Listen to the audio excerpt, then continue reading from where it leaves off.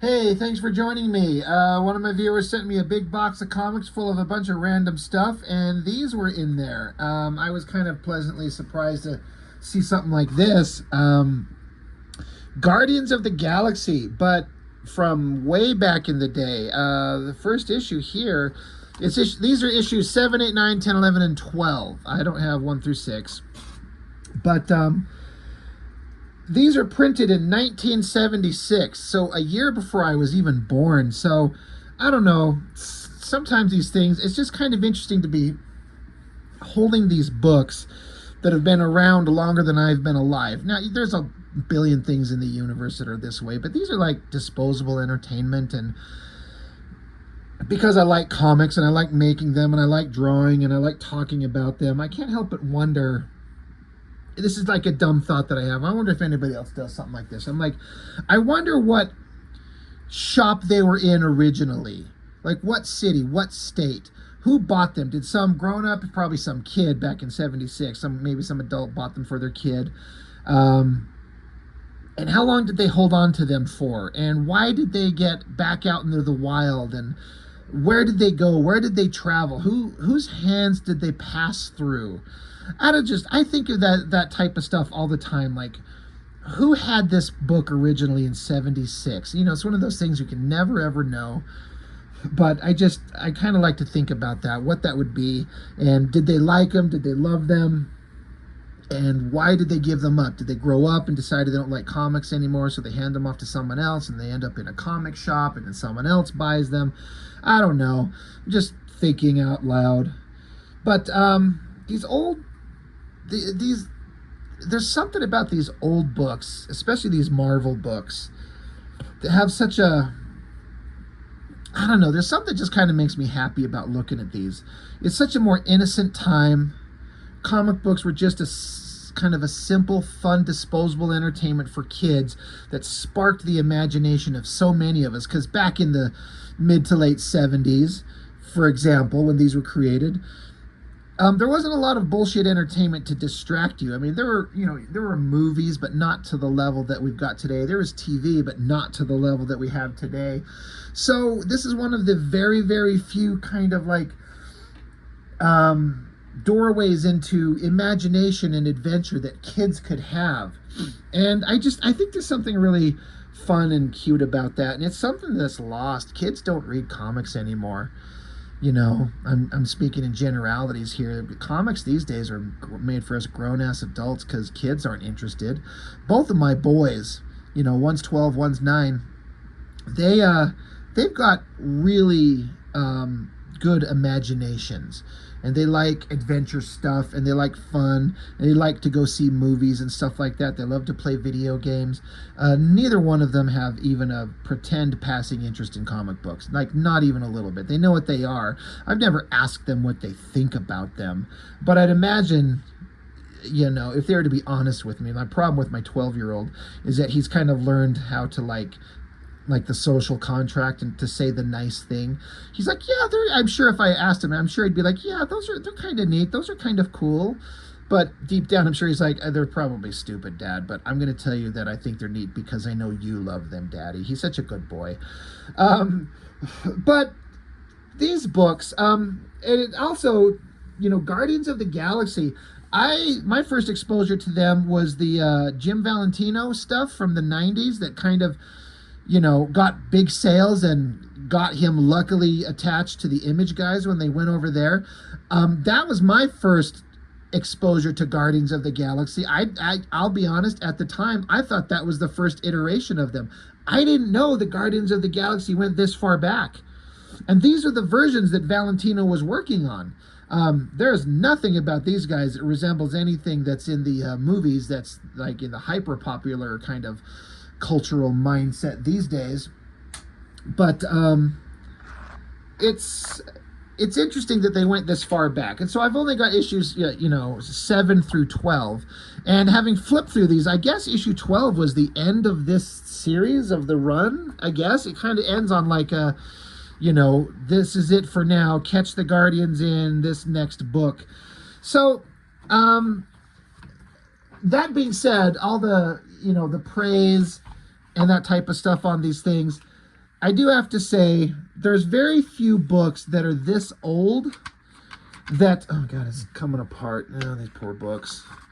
Um, where I love the story and the art on the level of the stuff that I grew up with, because it feels very old school in its presentation, which of course it is. It's, fucking 48 years old or more, you know what I mean? So it just, it's all well done, but it's so kind of old school in its presentation. It doesn't appeal to me, and I can't get into it that much. Just storytelling and character development. There's very few books like this that capture my attention. Though I gotta say, those John Byrne, Claremont X-Men's of this era, those captured my attention. So it's a crapshoot. Who knows? Steve Gerber, writer. Al Milgrom, penciler. Now, I thought Al Milgrom, to my knowledge, before I saw this, I just thought of him as an inker. We got Bob Wycheck on inks, but I didn't know Al Milgrom was a penciler. I was actually kind of shocked, but again, I don't know everything. And, because I thought he was primarily an inker, sometimes guys who are primarily inkers, you have to be able to draw to be an inker. You can't have zero artistic ability and be a comic inker, because it doesn't work that way. You have to be able to draw. But many times inkers are just not as good a penciler as they are an inker, so they stick to the inking because that's what they can do really well. But this Al Milgrom, this guy can draw. It looks just as good as anything else from this era that I've seen. Now, is it Kirby or is it John Byrne level stuff? No, but it looks like, generally speaking, just as good as anything else. Like, it kind of has that Marvel kind of house style, and occasionally it'll kind of get into some bigger kind of images. There's a couple of images in the books. I'm just going to flip through all of these. I'm not going to talk about the story. I don't know anything what's going on. It's just more of the artwork. But yeah, the kind of house style that they would have at the time, it just kind of fits with what I would say is, this looks like a good Marvel comic, and it's got that kind of charming aged comic look. The book's kind of faded.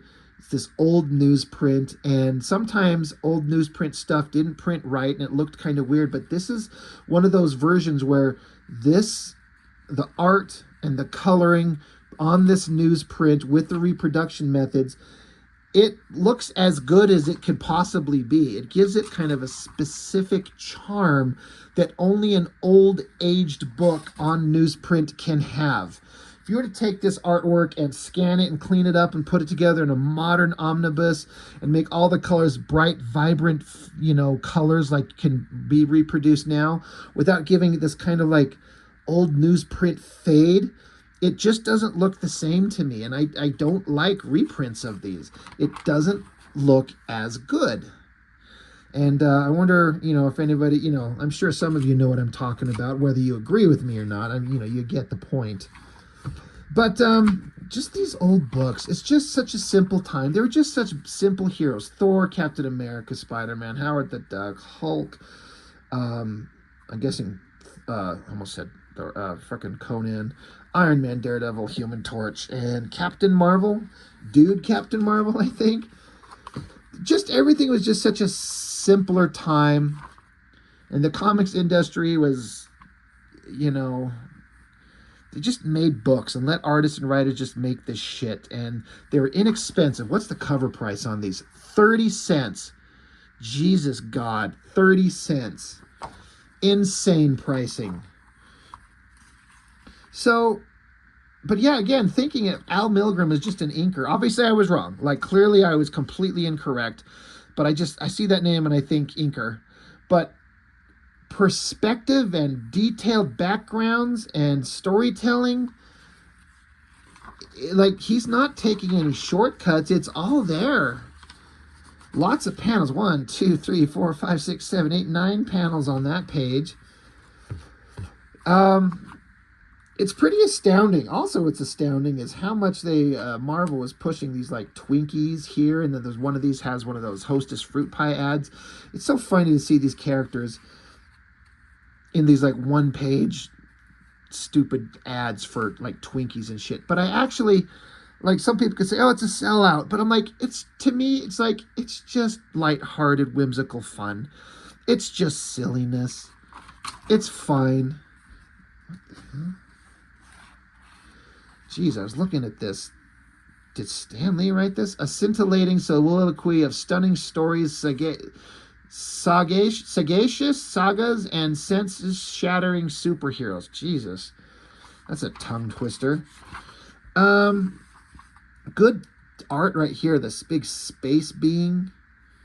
I don't know if he's getting vaporized out here. There's a lot of really neat stuff going on, and again, it's kind of interesting to see all these Guardians characters that, again, I saw these versions in the Valentino books in the 90s, and he kind of updated them. The main hero, I forget his name, it'll say it here. This guy, he was in some kind of like adamantium spandex containment suit, but Valentino gets him out of that outfit and keeps all these characters.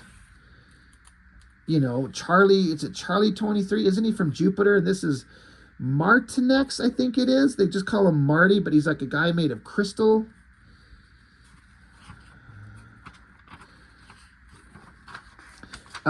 Interesting, classic Silver Surfer. I get why they had to do it at the time, but I get it, but putting Silver Surfer in little underwear because they don't want to dare to have something that dares to approach. He's a nude figure flying around space. So they put little underwear on him. But it's like, it doesn't make sense. Is his skin this silver material, including his underwear? And we're hiding his little Silver Surfer dick? Like, it's so dumb. But this is the 70s. Sensibilities were different. I get why they do it, but it's just ridiculous. He has no defining anatomy. It doesn't need to be there. So the underwear looks stupid. It is interesting that he doesn't have ears. That's always something that kind of threw me off, but he looks pretty cool. Look at this weird. Is this one of the Badoon? Looks like he's got a little like creeper mustache for a lizard creature. That's weird. A little unnecessary. But it's kind of fun to see classic Silver Surfer zipping around here. I mean,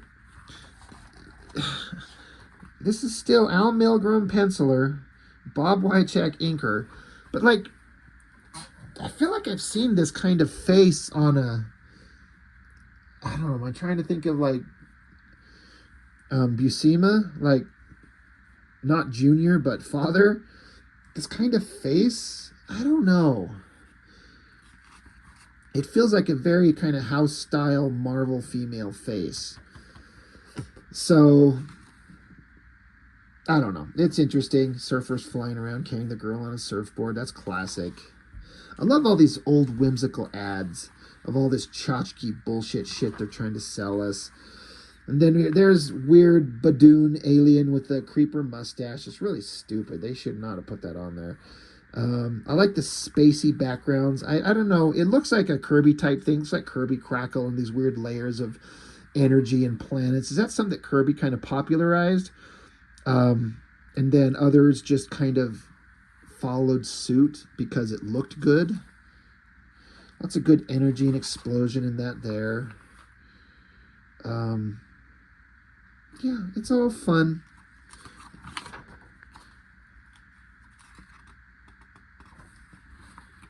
These old dry pages, hard to turn them.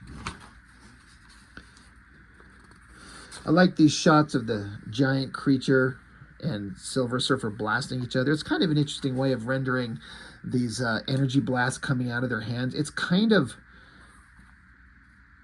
weak. There's this little bubble line just going at him, and these, like, I like the energy pouring off them. These kind of, the crackle and these like clouds of energy. Like the impacts of the energy blast work, but the place where they're firing from their hands, it's kind of, I feel like it could be done a little bit better, but I'm just thinking of modern sensibilities. Great shot of the surfer there. I like the shot of him just continuing to vaporize on this, whatever this creature is. All these dots, you know what it makes me think of? I don't know how they're done, but I remember listening to some inker. I don't know if I have any sitting right here with me. Oh, yeah.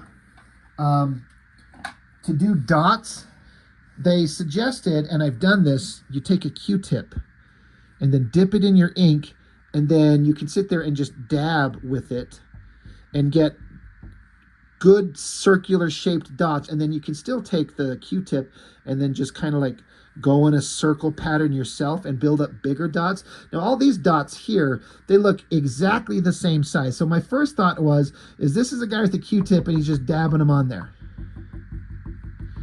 and didn't bother to vary up the size of them. Now that could be intentional, maybe that's what he wanted to do. I could be wrong, but that's just me kind of guessing. But I don't know, that's just kind of a thought on, you know, process and technique there. God, look at the ads they put in these things. But yeah, Surfer keeps fighting against these alien Badoon creatures. Not a lot of guardians in these guys. It's like mostly a Silver Surfer book. Yeah, Vance Astro, that was his name. But yeah, he got out of this containment suit later on. So next issue, the origin of Starhawk. Well, let's keep going. These are fun. So 7, 8, 9. Classic cover, the Marvel Comics Group logo across the top, the little faces, all the text on it, the big monster fighting the heroes. It's just such a classic old school cover. There's something charming about it. It's so neat. It takes me back to a time that I wasn't even present for. Again, this is still 76. And again, I was born January 6th of 77. So, you know, this was, you know, created before I was even on this planet. But it still makes me, like, yearn for this era. Let's see. Art by Al Milgrom. So it looks like Al Milgrom's penciling and inking everything now. No, there it says right there. Bob Wycheck inker. My mistake. But yeah, with the Guardians. I forget the name of the girl. Nikki. Yeah. All those characters that Valentino was doing and made interesting again for a short while. But I guess we're going to find out the origin of Starhawk. Now, flipping it around, you know, flipping through these books and kind of the standard kind of house style of panel layouts and stuff like that, like we've seen in these, like there's nothing wrong with any of this. It works just fine. But then flipping open to that is one of those things where you're like, all right, that's awesome. Somebody's using that double page spread to great effect. I feel like there's a Star Trek influence. These ships got, you know, expansive wings, and then this ship that they're attacking, it's got a very kind of Enterprise design with a saucer shape and then a body going back and then long kind of pylons holding engines. And that's fine. I don't mind it. It's just interesting. It looks like all of these things are attacking the one. So I'm like, it feels like Romulans attacking the Federation or something like that. Either way, great page turn. And again, these old colors, it just kind of works. There's a charm to it that's just so fun. So I don't know who they're fighting there. Oh, speaking of Star Trek. Join the Dinky Starfleet. Dinky toys. All right.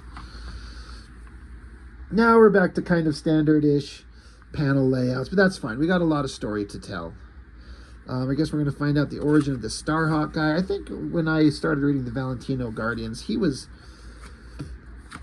kind of out of the picture for the most part.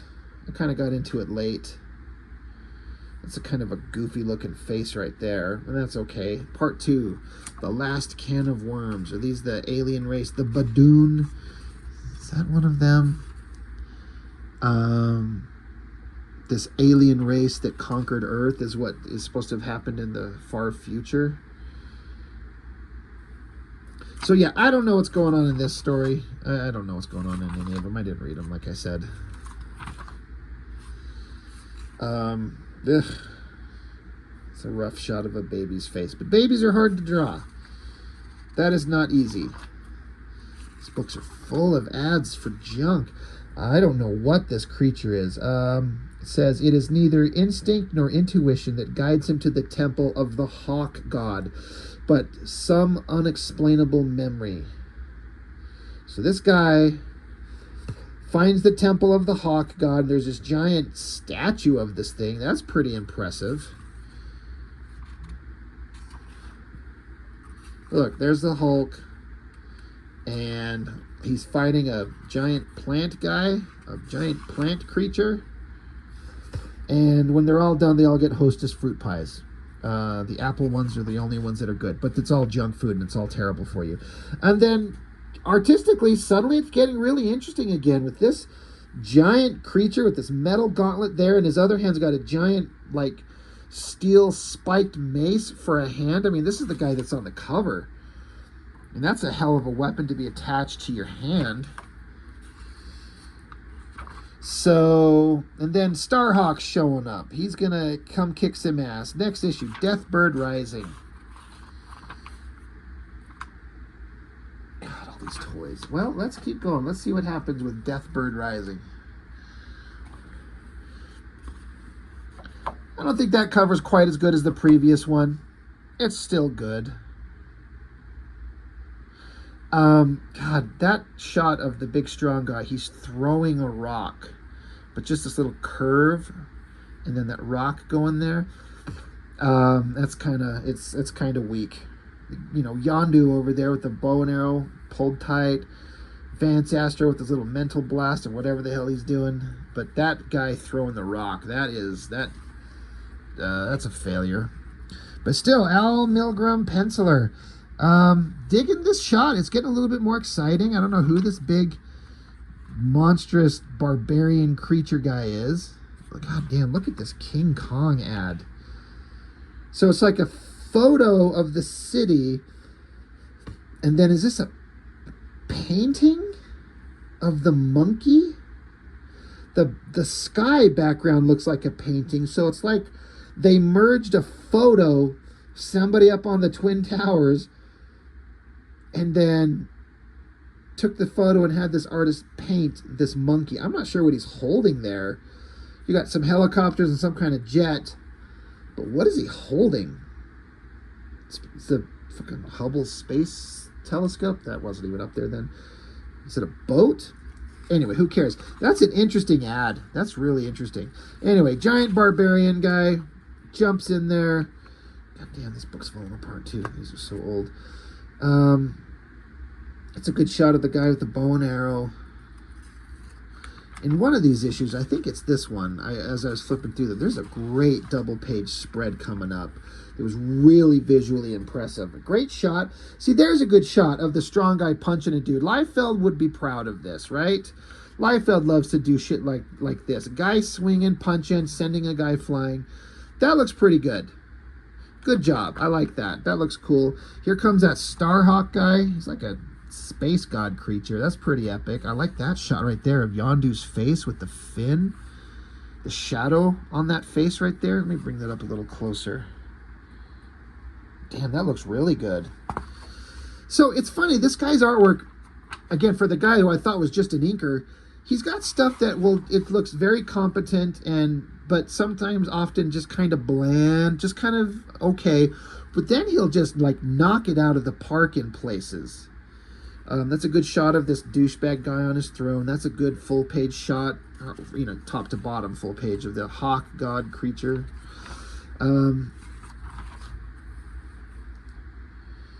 Yeah.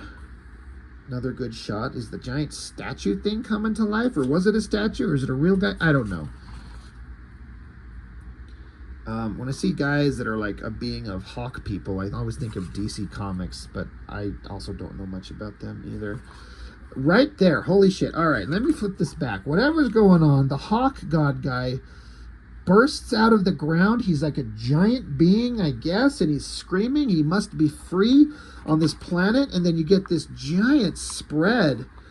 It sucks that this little dead space is in the middle of the page here. But if this is like a full 2 11 by 17 pages side by side, so it's 22 by 17, I bet this original artwork looks amazing because this looks pretty fucking good. I love the smoke trails following him around, the pose of the body. He's fighting all these space vehicles. That's pretty damn impressive. That is awesome. Well done. Somebody spent a lot of time on that. Again, like I've said before, I wonder where this original artwork is. I talk about this on these videos a lot. I wonder where all this original artwork is. Sitting in someone's drawer, hanging on someone's wall. Just wonder, where are these things? And then after that big spread, it just kind of goes back to like standard boring stuff. And it looks a little rushed. Probably because he spent so much time on that other one. The artwork's getting a little bit less, you know, refined. Maybe a little bit more rushed to hurry up and get the book done on time. Giant explosion. Hell, you even got like a whole city down here. So this is like a multi-nuclear explosion, it says. Damn. And a big full shot of Starhawk guy standing there flexing. You know, pretty good.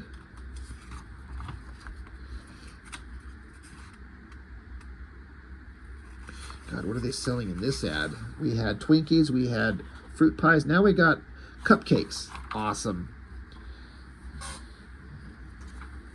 And the Enterprise type ship beams away and takes off. Well, all right. Well, we're getting close. That is issue 10. We've got 11 and 12.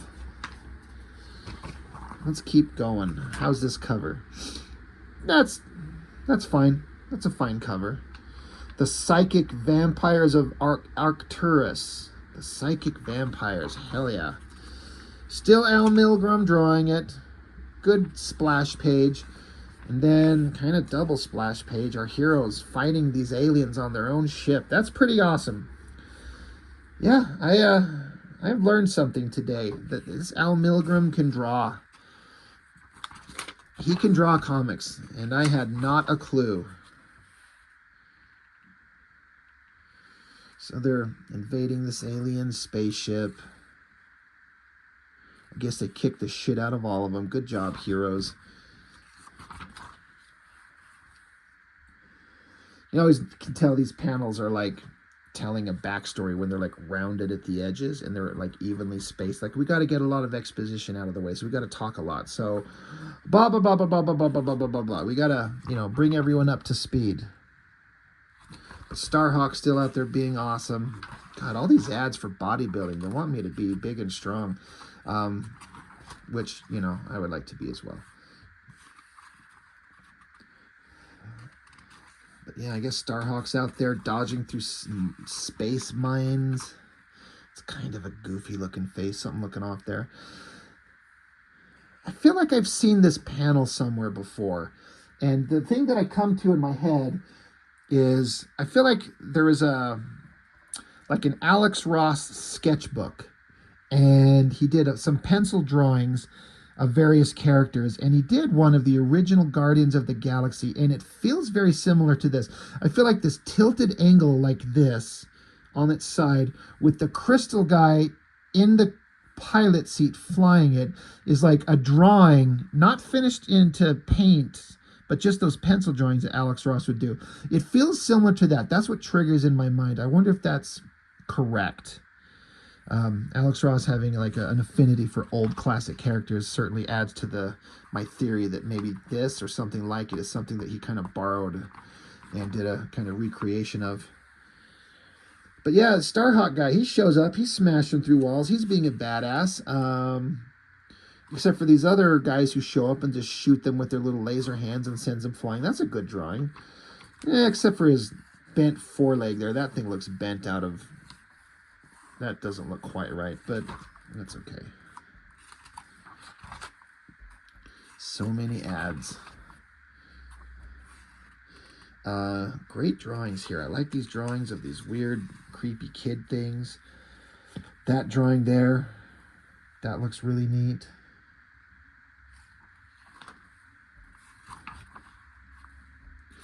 When I was flipping through these, um, again, this artist, it's funny how some pages and some panels look rushed and not fantastic, and then other ones look great. These panels there, these shot of these three zapping on the guy there, that looks good. That drawing looks great there. And then this girl, well, first off, I couldn't help but notice, but they drew her fucking nipples on her titties.